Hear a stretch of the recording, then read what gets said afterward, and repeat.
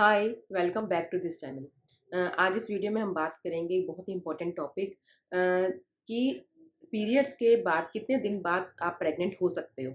क्योंकि इसमें आपको थोड़ा-सा अपना साइकिल समझना पड़ता है कि आपका साइकिल कितने दिन का रहता है, उसके बाद ओव्यूलेशन कब होता है। तो इन सब चीज़ों का ट्रैक आपको रखना पड़ता है अगर आप कंसीव करना चाह रहे हो तो। तो वीडियो में आगे बढ़ने से पहले अगर अभी तक आपने इस चैनल को सब्सक्राइब नहीं किया है, तो इस चैनल को सब्सक्राइब कर दीजिए। तो स्टार्ट करते हैं वीडियो। सबसे पहले इसमें क्या करना है, आपको अपना साइकिल समझना है कि आपका साइकिल कितने दिन का है।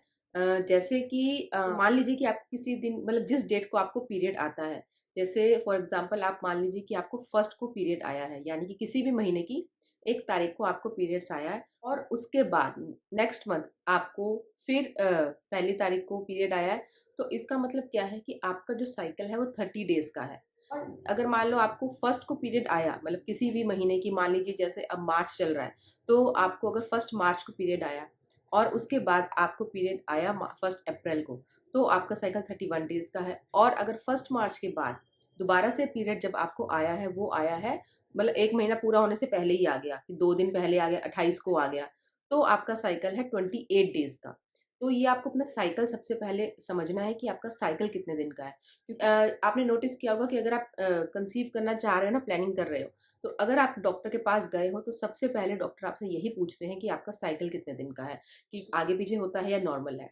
नेक्स्ट इसमें आता है कि आपको अपना ओव्यूलेशन साइकिल चेक करना है कि आप कब ओव्यूलेट होते हो। ओव्यूलेशन मतलब कि जब एग रिलीज होता है, ओवरी से मैच्योर होकर एग रिलीज होता है फर्टिलाइजेशन के लिए, तो वो आपको ओव्यूलेशन अपना वो भी ट्रैक करना होगा। उसमें क्या होता है ना, बॉडी कुछ सिम्टम भी देती है और थोड़ा सा आपको टाइम का भी ध्यान रखना होता है। इस टाइम पे क्या होता है, आपके कंसीव करने के चांसेस, आपके प्रेग्नेंट होने के चांसेस ज़्यादा रहते हैं।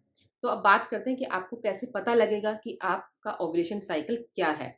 तो जैसे मान लीजिए कि अगर आपका जो पीरियड साइकिल है वो 30 डेज़ का है, यानी कि जैसे फर्स्ट को पीरियड आया, उसके बाद आप मतलब 30 का महीना है, 30 दिन का महीना है और उसके बाद आपको अगले महीने फिर 1 तारीख को पीरियड आ गया, तो आपका 30 दिन का साइकिल है।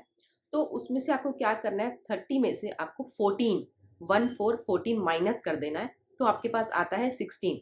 तो यानी कि मतलब जो डेट है 16 डेट आ रही है, तो इसके आसपास चांसेस होते हैं कि मतलब ये हर किसी के साथ होता है, ये नॉर्मल होता है। आपको ये है कि आप इस डेट के आसपास आगे पीछे या उसी डेट को आप ओव्यूलेट करते हो, एग रिलीज होता है। अब जरूरी भी नहीं है कि हाँ उसी डेट को ही होगा, 3-4 दिन आगे पीछे भी हो सकता है, 3-4 दिन बाद में भी हो सकता है। तो ये है कि अगर आप मान लो 16 आता है, आप मान लो 3-4 दिन पहले 12 से मान लो और उससे भी पहले 10 से मान लो और 3-4 दिन बाद तक 20 तक, तो आप क्या करो कि इन दिनों में ये 10 से 20 यानी कि 10 तारीख से 20 तारीख तक ये 10 दिन, इन 10 दिनों में कभी भी ओव्यूलेशन हो सकता है। तो इन दिनों में, इन 10 दिनों में आपके कंसीव करने के चांसेस, प्रेग्नेंट होने के चांसेस सबसे ज़्यादा होते हैं। जो एग जो रिलीज़ होता है, जो फीमेल एग होता है, वो 24 आवर्स तक यानी कि 24 घंटे तक वो मान लीजिए कि ज़िंदा रहता है। 24 घंटे के अंदर अगर वो स्पर्म से मिल जाता है तो वो फर्टिलाइज़ हो जाता है। अब आप बोलोगे यार 1 ही दिन का है तो हमें मतलब 10 दिन का हम कैसे लेकर के चलें? तो इसमें ये होता है कि जो मेल स्पर्म होता है वो 5 से 6 दिन तक ज़िंदा रहता है। यानी कि जब आपकी ओवरी में से एग रिलीज़ हुआ और वहाँ पे अगर मेल स्पर्म ऑलरेडी पहले से ही है, तो फर्टिलाइज़ेशन हो जाता है, तो आप कंसीव कर लेते हो। इसीलिए ये 10 दिन का साइकिल आपको लेकर के चलना है। आपको इन 10 दिनों में, अब ऐसा भी नहीं है कि हाँ 10 दिनों में अब रोज़ ही आपको इंटरकोर्स करना है। डॉक्टर जो सजेस्ट करते हैं कि अल्टरनेट डेज़ पे इन 10 दिनों में ऑल्टरनेट डेज पे आपको इंटरकोर्स करना चाहिए अगर आप कंसीव करना चाह रहे हो तो। इसका रीज़न ये बताया जाता है कि डेली अगर आप इंटरकोर्स करते हो तो उसमें स्पर्म क्वालिटी कम हो जाती है, तो आपके कंसीव करने के चांसेस बहुत कम हो जाते हैं। और दूसरी और भी बहुत सी चीज़ें रहती हैं कि आपका जो एग है, मतलब फीमेल बॉडी का जो एग है, वो मैच्योर होना चाहिए। क्योंकि क्या होता है ना, हार्मोनल इम्बैलेंस की वजह से, पीसीओएस की वजह से क्या होता है कभी कि एग तो रिलीज़ होता है, लेकिन वो मैच्योर एग नहीं होता है। तो इस वजह से क्या होता है कि ओव्यूलेशन के टाइम पे भी आप पूरा ट्रैक रख रहे हो, अपनी साइकिल का भी पूरा ट्रैक रख रहे हो, लेकिन उसके बाद भी क्या होता है कि आप कंसीव नहीं कर पाते हो। इसका रीज़न ये भी रहता है कि एक तो जो एग रिलीज़ हो रहा है वो मैच्योर एग नहीं है।